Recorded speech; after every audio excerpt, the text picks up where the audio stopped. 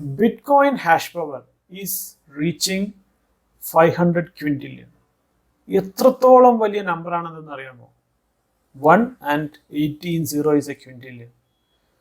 അനേകായിരം സൂപ്പർ കമ്പ്യൂട്ടറുകൾ ചേർത്തി വെച്ചാലും ഇത്രയധികം ഹാഷിംഗ് പവർ കിട്ടില്ല. അതാണ് ബിറ്റ്കോയിൻ ലോകത്തിലെ ഏറ്റവും സെക്യൂർഡ് നെറ്റ്വർക്ക് ആവുന്നത്. എങ്ങനെയാണ് ബിറ്റ്കോയിൻ ഇത്രയും സെക്യൂർഡ് പവർ അച്ചീവ് ചെയ്യാൻ പറ്റുന്നത്? That is only through ASIC miners. എന്താണ് ഏസിക് മൈനേഴ്സ്? എന്താണ് ബിറ്റ്കോയിൻ മൈനിങ് ഡിവൈസസിന്റെ ജേർണി? തുടക്കകാലത്ത് ബിറ്റ്കോയിൻ തുടങ്ങിയപ്പോൾ വെറും കമ്പ്യൂട്ടറിൽ മൈൻ ചെയ്യാവുന്ന ഒരു സ്മോൾ നെറ്റ്വർക്ക് ആയിട്ടാണ് തുടങ്ങിയത്. എന്നാൽ ഒരു വർഷത്തിനകം അതിൻ്റെ ഇവല്യൂഷൻ സ്റ്റാർട്ട് ചെയ്തു. ഇപ്പോൾ വെരി സോഫിസ്റ്റിക്കേറ്റഡും ലെസ് പവർ കൺസ്യൂമിംഗ് ആയിട്ടുള്ള ലോട്ട് ഓഫ് മൈനേഴ്സ് ഉണ്ട്. ബിറ്റ്കോയിൻ്റെ ജേർണി എന്തൊക്കെയാണെന്ന് അറിയുന്നതിനായി let's dive in to the video along with me Febin Andrews.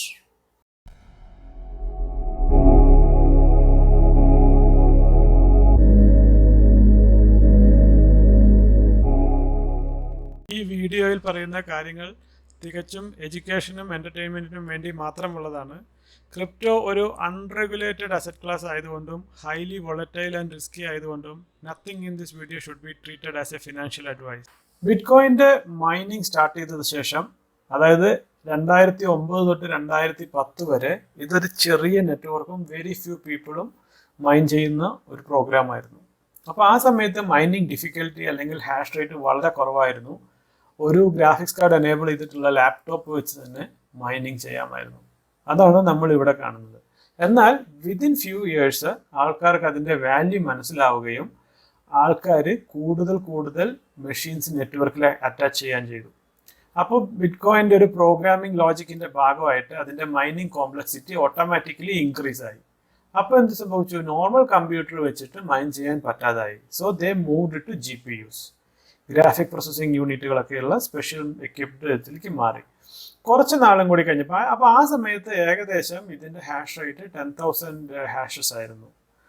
പിന്നീട് അവിടെ നിന്ന് അങ്ങോട്ടേക്ക് ഒരു എക്സ്പോണൻഷ്യൽ വളർച്ചയാണ് ഉണ്ടായത്. അപ്പോൾ GPU കഴിഞ്ഞ് കുറച്ചും കൂടി കഴിഞ്ഞപ്പോഴേക്കും FPGA എന്ന് പറയുന്ന ഒരു തരം എക്യുപ്മെന്റ്സ് വന്നു തുടങ്ങി. എന്താണ് FPGA? Field array gate programming. നമുക്ക് പ്രോഗ്രാം ചെയ്യുന്ന തരത്തിലുള്ള ചിപ്പ് എന്ന് മനസ്സിലാക്കിയാൽ മതി. അതിൻ്റെ ഉള്ളിൽ കുറേ ഗേറ്റുകളുണ്ട്. അത് നമ്മൾ ഓൺ ഓഫ് ആക്കിയിട്ട് ഒരു പ്രത്യേക രീതിയിൽ പ്രോഗ്രാം ചെയ്തെടുക്കും. സോ FPGA പ്രോഗ്രാം അറിയാവുന്ന ആൾക്കാർ ഈ ഒരു പർപ്പസിന് വേണ്ടി മാത്രം കസ്റ്റമൈസ്ഡ് ചെയ്തിട്ടുള്ള FPGA ചിപ്പുകൾ ഇറക്കി തുടങ്ങി. ഇത് കുറെ കൂടി ലാഭകരമാണ്. കാരണം കമ്പ്യൂട്ടർ, ലാപ്ടോപ്പിന്റെ ഒക്കെ പ്രൊസസ്സർ അല്ലെങ്കിൽ ഗ്രാഫിക്സ് കാർഡ് എന്നൊക്കെ പറയുന്നത് മൾട്ടിപ്പിൾ പർപ്പസിന് വേണ്ടി ഉണ്ടാക്കിയിട്ടുള്ളതാണ്. അപ്പോൾ അവിടെ നിന്നൊരു വെറൈറ്റി ആയിട്ട് ബിറ്റ്കോയിൻ മൈനിങ്ങിന് വേണ്ടി മാത്രം പ്രോഗ്രാം ചെയ്തിട്ടുള്ള FPGA ചിപ്പുകൾ ഇറക്കിയപ്പോൾ they find it more profitable. കാരണം ഇലക്ട്രിസിറ്റി ലാഭം മതി, പെട്ടെന്ന് മൈൻ ചെയ്യാൻ പറ്റുന്നുണ്ട്, അങ്ങനത്തെ ബെനിഫിറ്റുകളൊക്കെ കണ്ടു തുടങ്ങി. അപ്പോൾ അത് ഏകദേശം ഒരു 1 ലക്ഷം ഹാഷസ് പെർ മിനിറ്റ് എത്തുന്നവരെയൊക്കെ അത് പോയി കഴിഞ്ഞു.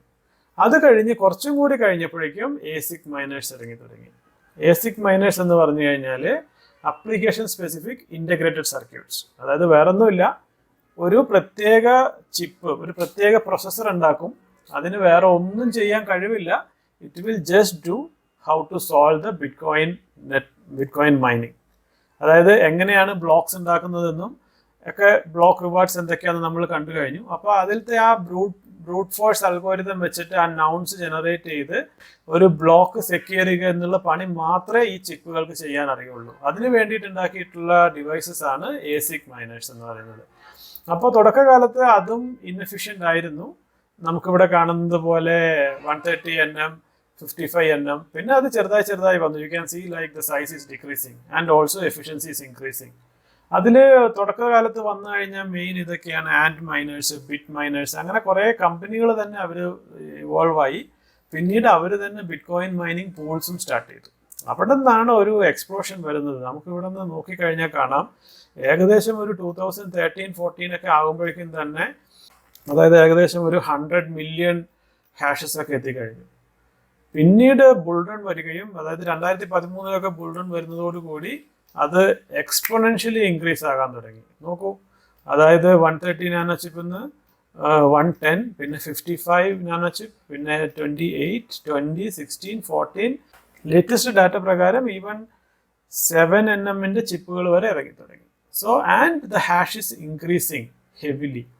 കറണ്ട് ബിറ്റ്കോയിൻ്റെ ഹാഷ് റേറ്റ് എന്ന് പറയുന്നത് ഏകദേശം 500 സെക്സ്റ്റില്യൺ ഹാഷസ് പെർ സെക്കൻഡ് ആണ്. അത് അത്രയും ഹ്യൂജ് കാൽക്കുലേഷൻസ് ആണ് അത് സോൾവ് ചെയ്യുന്നത്. So that's why it's A very very huge computing power.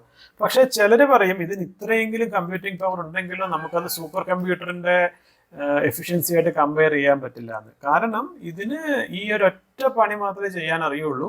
And it's a brute force method. Trial and error, try to get zeros to validate the block. That's it.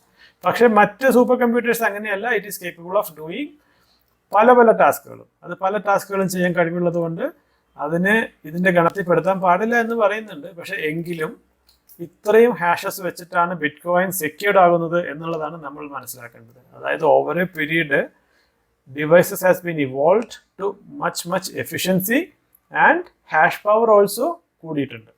Current bitcoin pools നോക്കിക്കഴിഞ്ഞാൽ majority controlled by 3 pools ആണ്. ഒന്ന് foundry USA, പിന്നെ and pools, പിന്നെ F2 pools എന്ന് പറയുന്നുണ്ട്. നിങ്ങൾക്ക് കാണാം Binance pool also a big bitcoin miner with 9.81% contribution എന്നുള്ളത്. ഈ ഒരു ചെറിയ വീഡിയോയുടെ ഉദ്ദേശം ഇത്ര മാത്രമേ ഉള്ളൂ.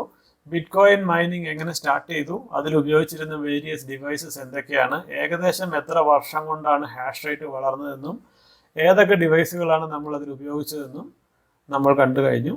ഒരു ബിറ്റ്കോയിൻ മൈനിങ് പൂളിൻ്റെ ഒരു ഡിസ്ട്രിബ്യൂഷനും നമ്മൾ ചെറുതായിട്ട് കണ്ടു.